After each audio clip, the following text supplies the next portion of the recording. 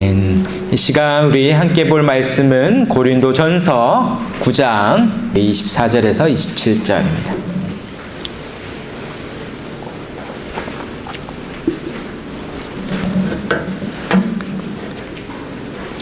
고린도전서 9장 24절부터 27절까지 저와 함께 한 절씩 교독하도록 하겠습니다. 운동장에서 다름질하는 자들이 다 달릴지라도 오직 상을 받는 사람은 한 사람인 줄을 너희가 알지 못하느냐. 너희도 상을 받도록 이와 같이 다름질하라.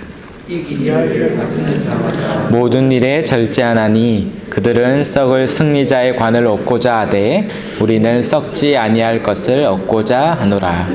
그러므로 나는 다름질하기를 향방 없는 것 같이 아니하고 싸우기를 허공을 치는 것 같이 아니하며 내가 내 몸을 쳐 복종하게 함은 내가 남에게 전파한 후에 자신이 도리어 버림을 당할까 두려워함이로다. 아멘. 네, 우리 새해 또 하나님께 허락해 주셨는데 우리 앞뒤 좌우로 한번 축복할까요? 새해 복 많이 받으십시오.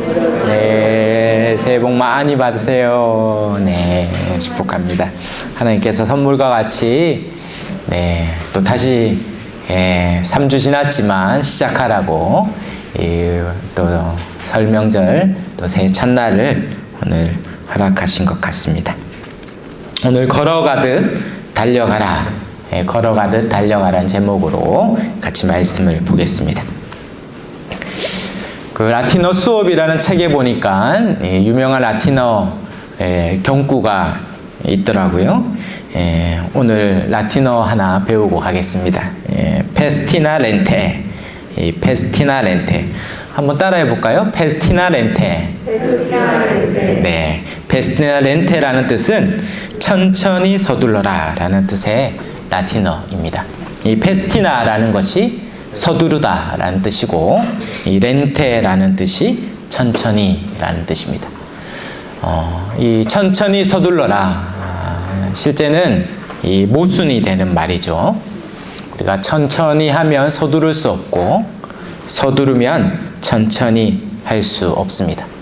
그런데 이 천천히 서두르라 라는 말은 이 로마 초대 황제였던 이 아우구스티누스가 자신의 인생의 좌우명으로 삼았던 말입니다. 아실 텐데요. 우리 로마 초대 황제가 됐던 아우구스티누스는 이 룰리우스 카이사르의 후계자였습니다. 실제로 그가 후계자로 지명되기 전까지는 사람들은 애송이로 여길 만큼 크게 주목받지 못했던 인물이었어요.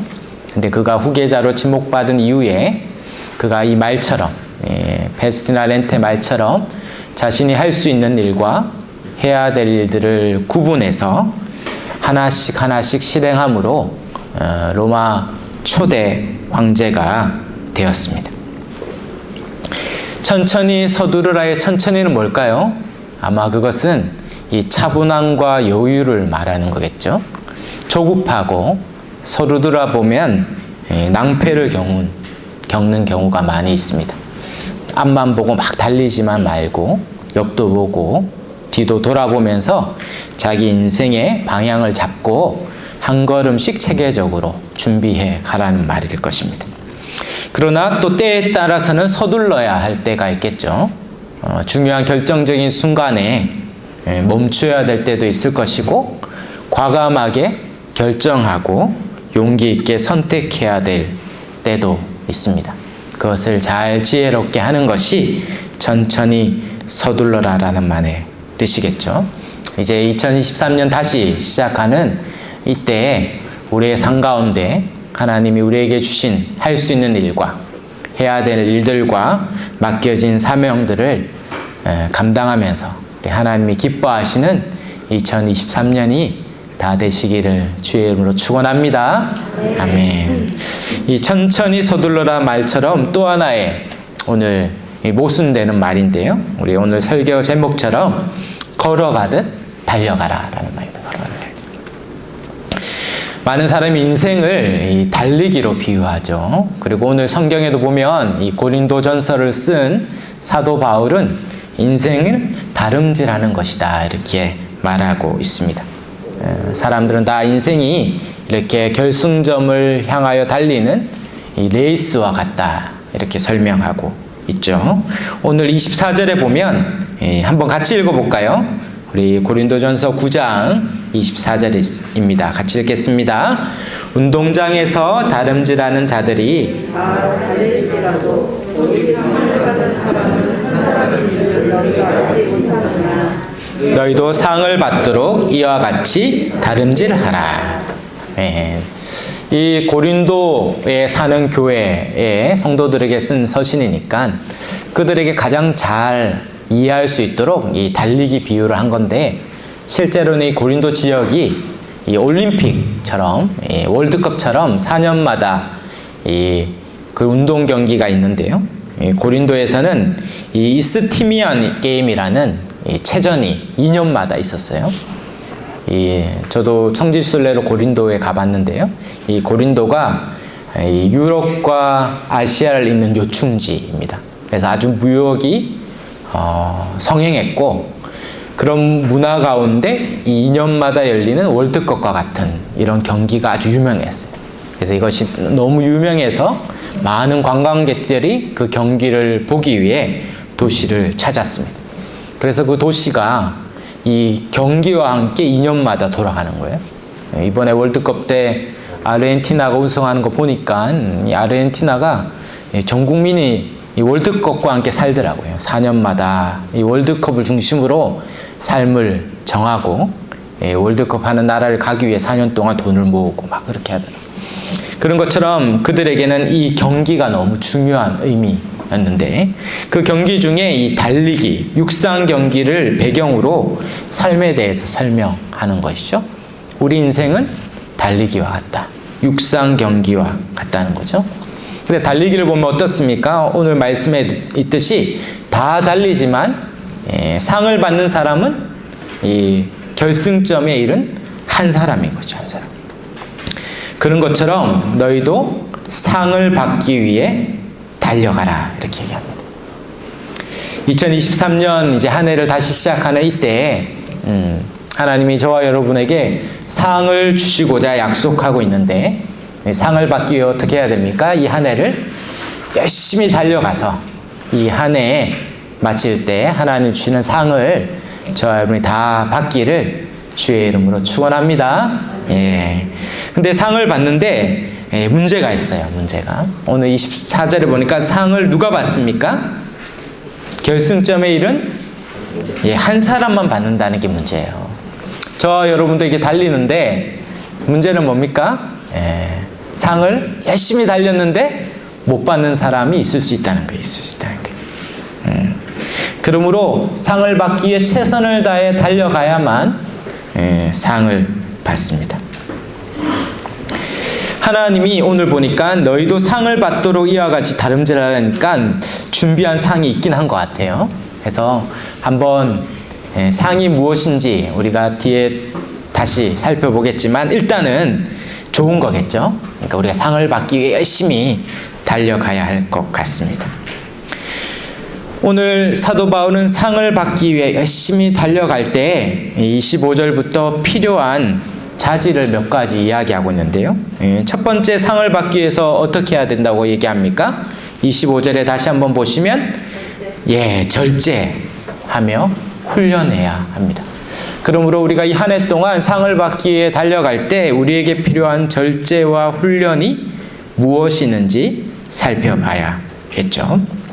오늘 9장 25절에 보면 이기기를 다투는 자마다 모든 일에 절제하나니 그들은 썩을 승리자의 관을 얻고자 하되 우리는 썩지 아니할 것을 얻고자 하노라. 상을 받기 위해서 선수가 그 마지막 최종 우승하기 위해서 필요한 것은 절제, 영어로 보니까 셀프 컨트롤이에요. 자기 통제가 필요한 것이죠. 가벼운 몸으로 달려야 되니까 먹고 싶다고 다 먹으면 안 됩니다. 저희 교회도 어떤 권사님이 어떻게 그 연세라고 하니 그 나이에도 그렇게 날씬하십니까 하니까 항상 배고파야 된다 이런 명언을 남기셨어요. 예, 우리 다 죽이는 말이었는데 항상 배고파야 몸매를 유지하죠. 예, 항상 배고파야. 예, 달리기 선수가 가벼운 몸으로 달리기 위해서는 항상 먹을 것을 유의해야 되고 매일같이 훈련을 게을리하지 않아야 되죠. 결코 먹고 싶은 대로 다 먹고 쉬고 싶은 대로 다 쉬어서는 상을 받는 것이 불가능합니다. 자기 욕망을 절제하고 자기 희생과 대가를 지불하는 것이 필요합니다. 너무 당연하죠. 너무 당연. 근데 그것은 운동 경기만 그런 것이 아니고 우리 인생의 모든 영역이 다 그렇다는 것을 알게 됩니다. 최근에 제가 참 눈여겨봤던 책이 지금 베스트셀러 1위더라고요. 오늘 아침에 보니까 바로 김혜자 씨가 쓴 이 생애 감사해라는 책입니다. 누가 그 책을 읽고 서평을 이렇게 썼더라고요. 참 유명인들의 그렇고 그런 책인 줄 알고 읽었더니 정말 자기 인생에 아주 감동적이고 도전적인 책이 되었다라는 서평을 읽었습니다. 그분이 그 김혜자 씨가 TV에 인터뷰에 나와서 한 얘기를 들으면서 저도 참 감명 깊게 봤는데요. 이제 80이 넘은 연기 인생 60년을 한 노 배우가 그렇게 연기자 하면 김혜자라고 불릴 만큼의 삶을 살아오면서 그런 모든 자기에게 맡은 배역을 그 배역 자체가 되기 위해서 살았다. 그래서 자기 나이가 80이 아니라 수백, 수천 살이라고 불려야 된다. 이렇게 이야기를 하더라고요. 그가 자기 살면서 사람들은 전원일기 생각하니까 현모양처인 줄 아는데 자기는 원래 그렇지 않다 그러더라고요. 자기는 각본을 딱 받는 순간 자기는 방 안에 틀어박혀서 그 사람이 될 때까지 준비했다 그러더라고요. 그래서 자기는 평생 좋은 아내, 좋은 어머니가 된 적이 한 번도 없다. 그렇게 남편과 아이들의 엄청난 이해와 배려 가운데 여기까지 왔다라는 얘기를 들었습니다. 그래서 그 박완서 선생이, 박완서 그 작가가 김혜자 씨의 책에 대한 서평을 쓰면서 어쩌면 그가 집에서는 늘 기력이 다 빠져서 소위 널브러져 있을 것 같다 이렇게 썼는데 자기가 늘 그랬다는 거예요. 밖에서는 온 진액을 다 쓰고 집에서는 늘 널브러져 있는 것이 자기의 인생이었다 이렇게 얘기합니다. 그렇겠죠. 한 분야에 정말 최고의 사람이 되기 위해서 그는 자기에 있는 모든 기력을 다 써야만 그 자리에 이를 수 있었을 것입니다. 우리는 너무 당연하게 알고 있습니다. 우리 잘 아시는 김연아 선수의 그 발이나 아니면 박지성이나 손흥민 선수의 발을 찍은 사진이 뉴스에 난 적이 있더라고요. 그렇게 부딪히고 수없이 넘어지고 깨진 그 발이 그 현재의 그 자리를 이루게 한 것입니다. 너희가 상을 받도록 다름질하라 라는 말은 그와 같은 것이죠. 자기의 절제와 자기의 희생이 없이는 그 영광과 상이 주어지지 않는다 말하고 있습니다. 그런데 오늘 25절에 뭐라고 얘기합니까? 하물며 이 땅에 한 시대의 이 한순간의 그런 영광과 영예를 얻기 위해서도 그렇게 다름질한다면 너희는 썩을 승리자의 관이 아니라 썩지 않을 영원한 상을 위해 간다면 그것이 80년에 100년에 끝나는 상이 아니라 우리의 다름질이 100년 이후에 영원하게 받을 상이라면 우리가 얼마나 다름질하며 살아야 하겠는가.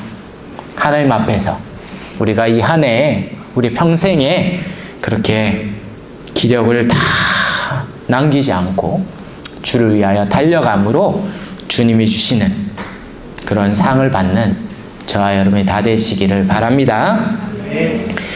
그렇게 달리는 것이죠. 달리는 것은 어떻습니까? 힘든 일이고 고단한 일입니다.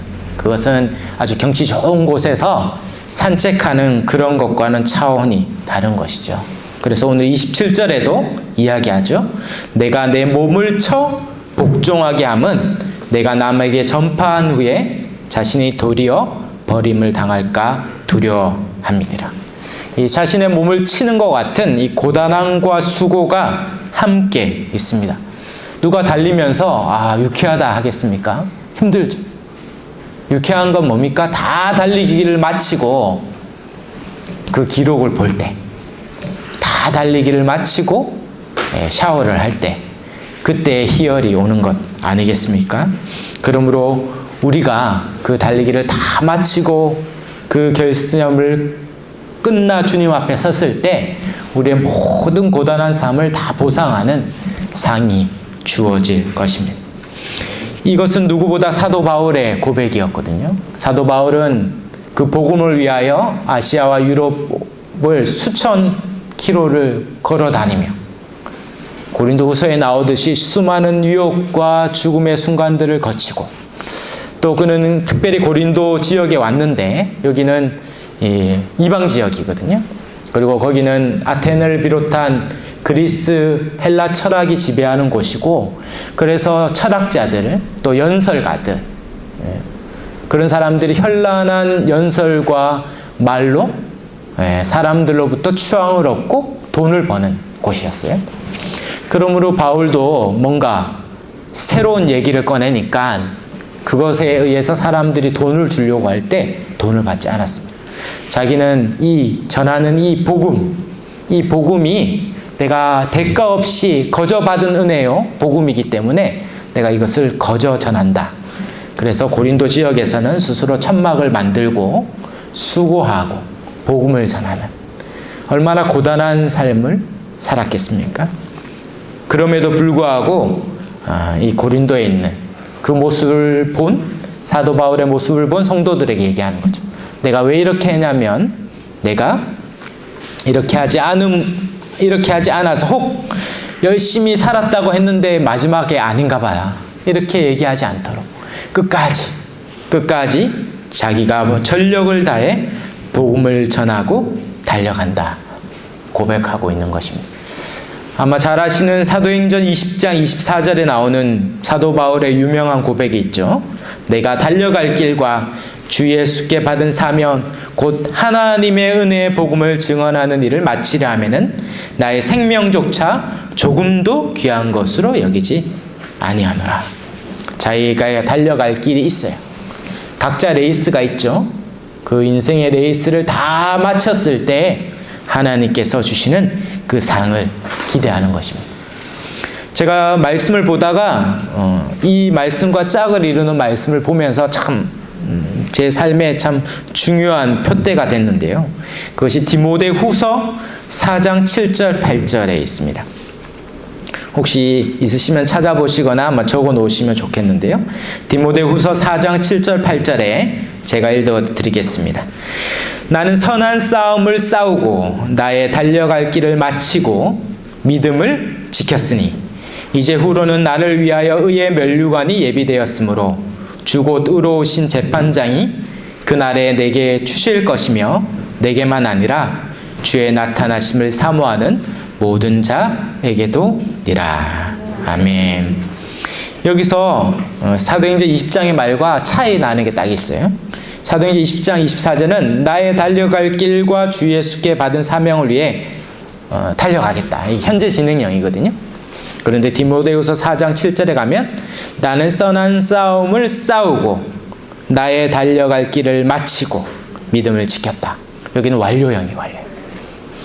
실제로 사도 바울은 이 디모데후서가 그의 마지막 서신이었고 이 이후로 약 6개월 뒤에 로마에서 이제 순교한 걸로 나옵니다. 요 그림이 바울이라는 영화에 나오는 장면인데 그가 뭐라고 얘기합니까? 자기 인생이 이제 마쳤다 이렇게 얘기합니다. 나는 선한 싸움을 싸우고 달려갈 길을 마쳤다. 저 여러분도 우리 인생을 살면서 어느 순간 하나님이 나에게 주신 그 길, 나에게 주신 사명을 마쳤다 이렇게 고백하며 이 땅을 떠날 수 있으면 좋겠습니다. 네, 후회하면서 그때 그거 했었어야 되는데, 그때 더 했어야 되는데, 그렇게 아쉬워하며 후회하면서 미련을 남겨놓은 게 아니라 나에게 주신 시간에 나에게 주신 모든 기회를 다 선용해서 내 삶을 마쳤다. 하나님 앞에 내가 마쳤다. 그리고 이제 후로는 나를 위해 의의 면류관이 예비되어 있다. 야, 저는 참 무슨 자신감으로 감히 이렇게 말할 수 있을까 싶을, 나는 다 했다. 이제 더 할 거 없이 나는 할 수 있는 거 다 했고 나는 이제 주님 앞에 가면 면류관 받을 날만 남았다. 감히 이렇게 말하잖아요. 그런데 더 놀라운 것은 그 마지막이에요. 그날에 내게 주실 것이며 내게만 아니라 주의 나타나심을 사모하는 모든 자에게노라. 이건 사도 바울만 하는 얘기가 아니라 저와 여러분도 다 해당되는 얘기라는 게 얼마나 소망이 됩니까? 누구든지. 사도 바울이 저 딴 나라 사람, 다른 별 사람이 아니라 우리와 똑같은 성정을 가진 사람이거든요. 그리고 사도 바울도 그랬다면 너와 우리도 주의 나타나심을 사모할 때 우리도 다 마쳤고 달려야 할 길을 끝냈고 나도 의의 면류관이 예비되어 있다. 그런 고백을 우리가 마지막 날에 꼭 할 수 있기를 바랍니다. 그렇게 이 한 해도 우리 평생에 주님이 예비해 놓으신 그 상을 확신하면서 달려가는 삶이 되기를 바랍니다. 첫 번째는 달려가는 것이죠. 그래서 절제하고 또 몸을 쳐 복종하며 나아가야 되는데, 그런데 달려갈 뿐만 아니라 한 가지 더 이야기하는 게 있어요. 그것이 바로 26절인데요. 우리 한 번 더 26절, 고린도전서 9장 26절인데 우리 한 번 더 읽어보겠습니다. 시작. 그러므로 나는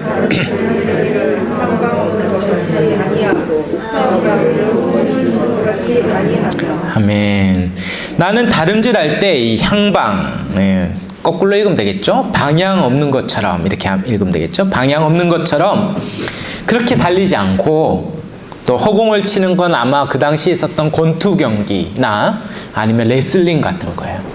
허공을 치는 것처럼 하지 않겠다라는 것입니다. 문제는 뭡니까? 열심히 절제하면서 달렸는데 문제는 거기가 목표점이 아니었던 거죠. 나폴레옹처럼 온 대군을 이끌고 산을 올랐는데 이 산이 아닌가벼 하면 큰일 나는 거 아닙니까? 문제는 절제하고 그렇게 자기 건강까지 잃어가면서 열심히 살았는데 그것이 다 헛된 일이 될 수 있다는 것입니다. 주변을 돌아보면 열심히 안 사는 분이 많이 없는 것 같아요. 정말 열심히 합니다. 교회도 건축 중인데 건축하시는 분도 열심히, 인부들도 열심히 하고 각자 맡은 일을 참 열심히 합니다. 새벽같이 일어나서 자기 일을 열심히 하죠. 근데 문제는 열심히 한다고 해서 열심히 한 만큼의 결과를 다 얻으면 왜 보람이 없겠습니까? 문제는 열심히 했는데 원하는 만큼의 결과를 못 얻는 경우가 많이 있어요. 저희도 기도하는데 참 산업재해가 많더라고요. 산업재해가. 부산도 거의 한두 주에 한 번꼴로 산업재해가 있고 인명피해가 있어요. 열심히 했는데 10층 높이에서 벽돌이 떨어져서 거기에 참 죽게 되는 일들도 생기더라고요.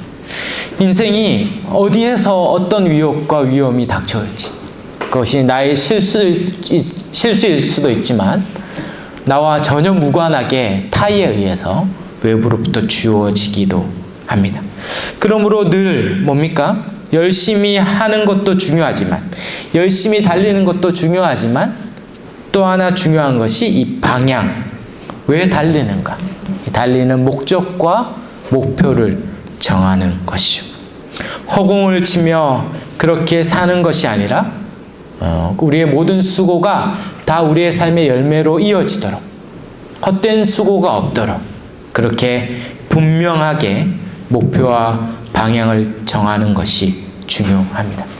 어떤 경우는 열심히 하는데 열심히 하다가 이 소위 번아웃, 탈진에 이르는 많은 현대인들이 있더라고요. 저도 지난주에 은퇴를 앞두는 이 노 목사님이 사송에 계셔가지고 만나서 식사교제를 했는데 그 젊은 날에 정말 그 자기 연배 중에 가장 앞서서 큰 교회에 담임도 하시고 했는데 갑자기 번아웃이 와서 탈진이 와서 아무것도 할 수가 없는 지경에 이르렀다. 그리고 그래도 감사하게 그걸 다 극복하시고 개척하셔서 이제 은퇴를 아름답게 하시며 후임자에게 이제 목회를 물려주는 그 시기가 됐습니다. 탈진인 거죠. 뭐 목사도 누구도 예외 없이 열심히 살았는데 갑자기 허무함이 밀려오거나 더 이상 뭔가를 할 수 없거나 자기 문지방 하나도 넘을 수 없을 만큼 주저앉아 버리는 탈진이 있습니다. 그래서 오늘날 많은 사람들이 사용하는 용어가 이 회복 탄력성이라는 용어더라고요. 영어로 우리 영어를 잘 하시는 사모님이 계셔가지고 발음하기에 조심한데 많이 들었습니다. resilience 맞나 모르겠어요. 예, 맞습니까? 예, 회복 탄력성, 이 resilience라는 회복 탄력성이라는 용어예요. 이거 찾아보니까 이 용어가 우리나라에 이 한 김주환 교수님이 2011년에 회복 탄력성이라는 용어를 처음 만들어서 보편화돼서 오늘날은 뭐 사람들마다 회복 탄력성이 원래부터 있던 단어처럼 쓰는데 2011년에 처음 만들어진 신조어였습니다. 회복 탄력성이란 아시다시피 이런 것이죠. 이 다양한 시련과 역경 그리고 실패 등이 주는 좌절감과 무기력 가운데 다시 원상태로 돌아오는 힘, 이것이 회복 탄력성입니다. 그리고 더 나아가서 이런 시련과 어려움을 발판으로 더 높이 올라가는 마음의 근육이란 말이에요. 우리가 이 육체도 이 근육이 있어서 뭔가 사고가 나고 갑자기 큰 질병이 와도 미리 몸의 근육을 잘 준비한 분들은 회복해내죠. 재기하더라고요. 그런 것처럼 우리의 마음도 근육이 필요하다 이런 얘기죠. 그래서 마음의 근력이 잘 갖춰져 있으면 뜻하지 않은 시련들이 올 때 그것들이 주저앉지만 않고 거기서 다시 회복하여 그것을 발판으로 삼아서 더 앞으로 나아갈 수 있다라는 거죠. 그래서 우리가 달리되 뭐가 필요합니까? 달리되 우리 안에 그것을 계속 지속할 수 있는 근력이 필요한 거예요. 근력이. 어떤 한 호소설가가 인터뷰 중에 자기 인생 모토를 이렇게 얘기하는데 되게 인상 깊었어요. 내가 할 수 있는 능력의 100%를 다하지 않고 쓸 수 있는 60에서 70%만 쓴다. 나는 절대 최선을 다하지 않는다. 앞에서는 달려가라 해놓고 지금은 최선을 다하지 말라고 하니까 이게 모순되지만 모순된 말이 아니죠. 그분이 얘기하기를 어떤 곤충학자가 이 개미를 봤대요. 개미는 어떤 존재입니까? 성실함과 열심히 사는 것의 대표적인 생물이잖아요. 근데 개미를 봤는데 개미를 연구해 봤는데 놀랍게도 개미 중에 30% 이상이 놀고 있다는 거예요. 어떤 연구 결과는 70%까지 놀고 있다 그러더라고요. 개미인데 노는 애들이 많아요. 노는 애들. 왜 가만히 놀고 나머지 70%만 일하니까 억울하잖아요. 근데 그게 개미를 살게 한다는 거죠. 왜냐하면 30% 이상이 놀고 있다고 어떻습니까? 갑자기 어려운 일이 오는 거예요. 갑자기 외부에 적이 침입하여 오면 일하다가 이제 힘이 다 소진됐는데 나머지 일하지 않았던 놀고 있던 개미가 나와서 싸운다거나 갑자기 큰 어려움이 닥치면 또 일하는 개미들이 지치고 그러면 이 개미들이 그 집을 다시 계속 한다는 것이죠.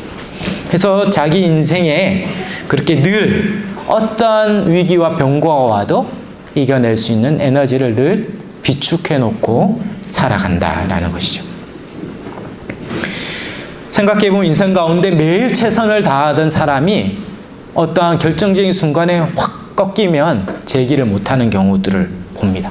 갑자기 건강에 문제가 오거나 가족에 문제가 오거나 재정적인 문제가 올 때 회복할 수 있는 에너지가 없는 거죠. 우리가 늘 어떠한 순간에도 예비비를 남겨놓고 살듯이 우리에게 30을 남겨주라는 얘기죠. 저는 이 얘기를 결혼하기 전에 많이 들었습니다. 제가 성경연구단체 간사 생활을 했는데요.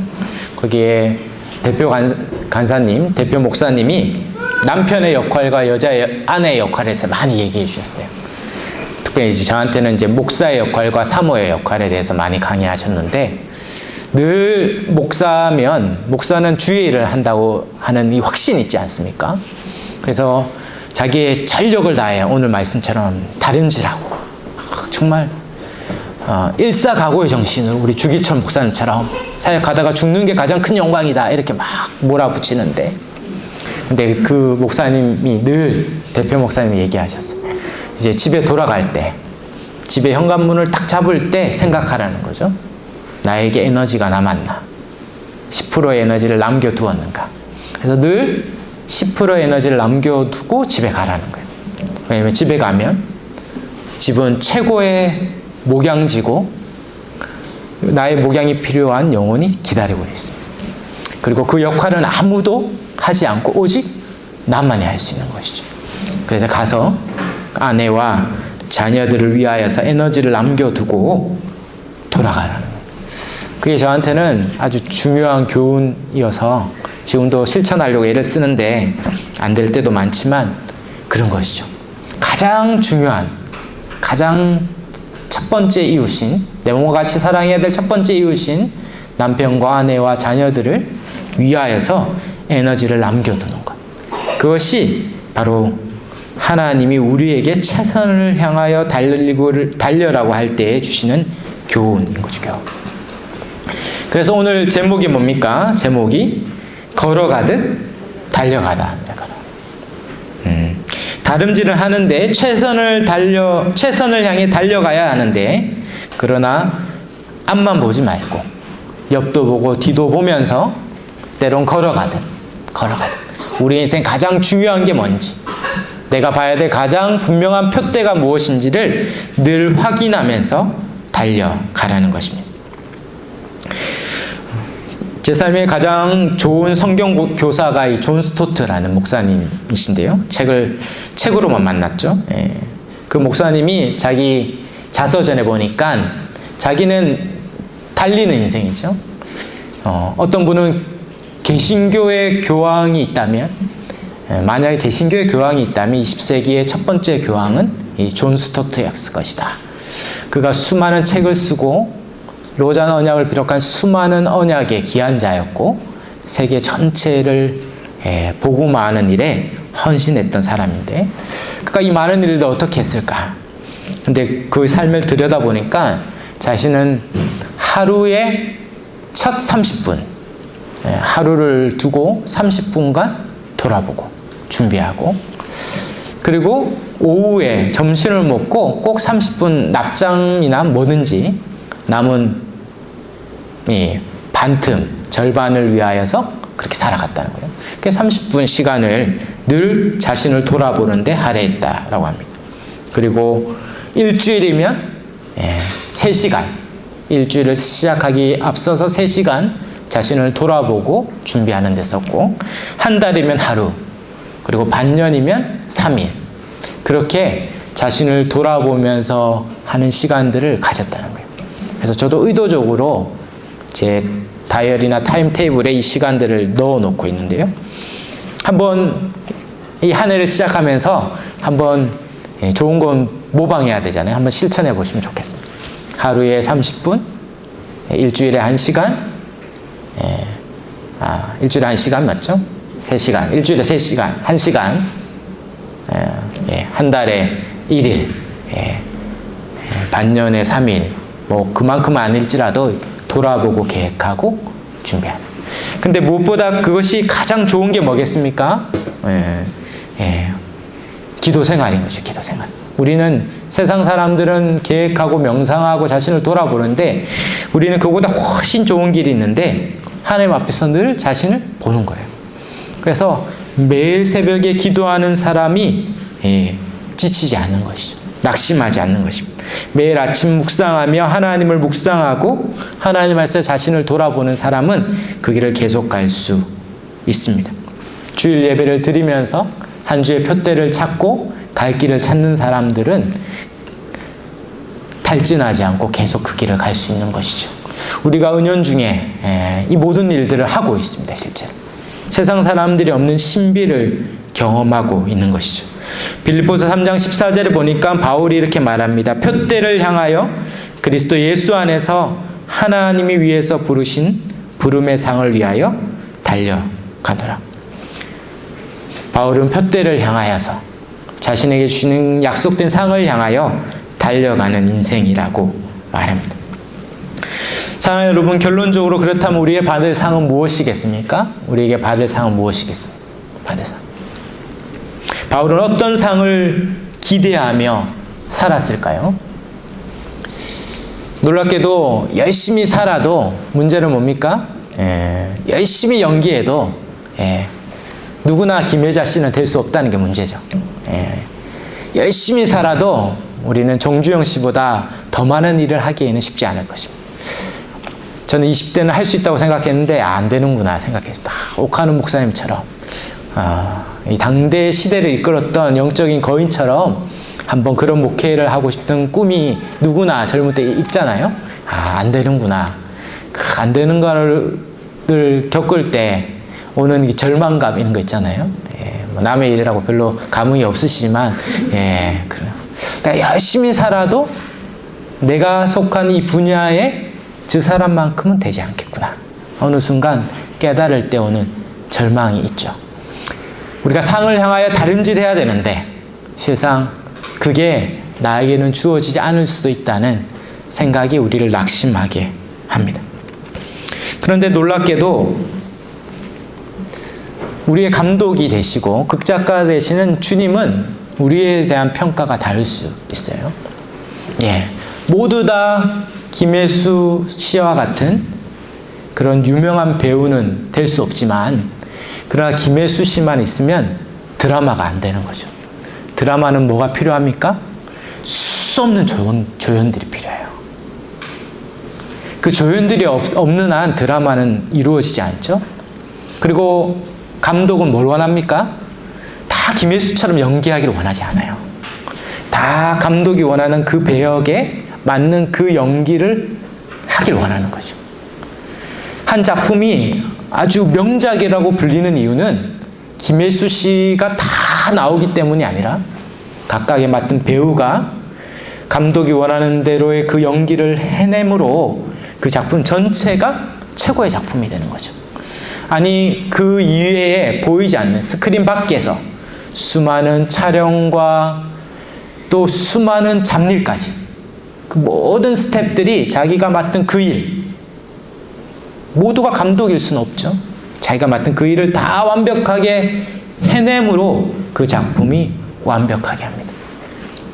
그 배역, 그 역할을 완벽하게 할 때 감독은 그 한 사람 한 사람 그 일들의 최고의 찬사와 칭찬을 할 수 있는 거죠.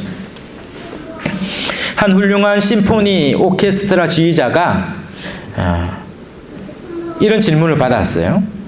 오케스트라 중에 가장 찾기 힘든 악기의 연주자는 누굽니까? 그럴 때 최고의 제1 바이올리니스트 뭐 이런 악기를 찾기 어려울 거라 생각했지만 대답은 제2 바이올린이었어요. 제2 바이올린. 나는 제1 바이올린 연주자를 얼마든지 구할 수 있습니다. 그러나 제2 바이올린을 열정을 가지고 연주해 줄 수 있는 사람을 구하는 건 참으로 어렵습니다. 그러나 제2 바이올린이 없다면 결코 하모니를 만들 수 없습니다. 비극은 제2 바이올린 연주자가 없다는 것이죠. 자기가 맡은 배역에 감사하며 그것을 최선을 다해 해준 연기자가 필요한 것이죠.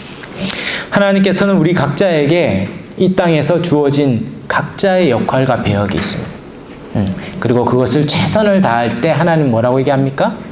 그것을 향하여서 최고의 칭찬과 상을 주실 거예요.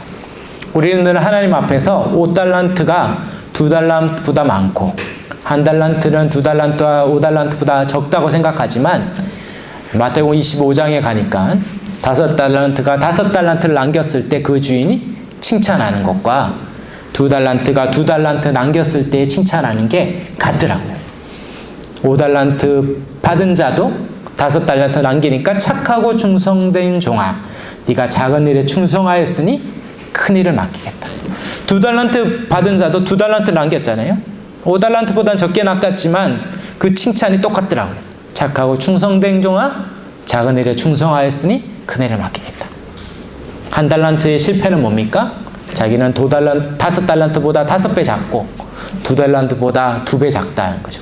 자기 인생은 받은 게 없고 초라해서 하나님 준 것이 없는데 자꾸 열심히 살라 하니까 그것에 인하여 원망하고 불평해서 자기에 있는 모든 기회와 주신 모든 달란트를 땅에 파묻고 하나님을 향하여 원망하며 인생의 모든 기회를 허비한 것이죠. 사랑하는 여러분, 저와 여러분에게 주신 이 기회, 그것을 충성하며 성실히 감당할 때 하나님이 저와 여러분에게 동일한 최고의 상과 칭찬을 주실 줄 믿습니다. 고린도전서 4장 1절 2절에 사람이 마땅히 우리를 그리스도의 일꾼이요 하나님의 비밀을 맡은 자로 여길지어다. 그리고 맡은 자들에게 구할 것은 충성, 충성이니라.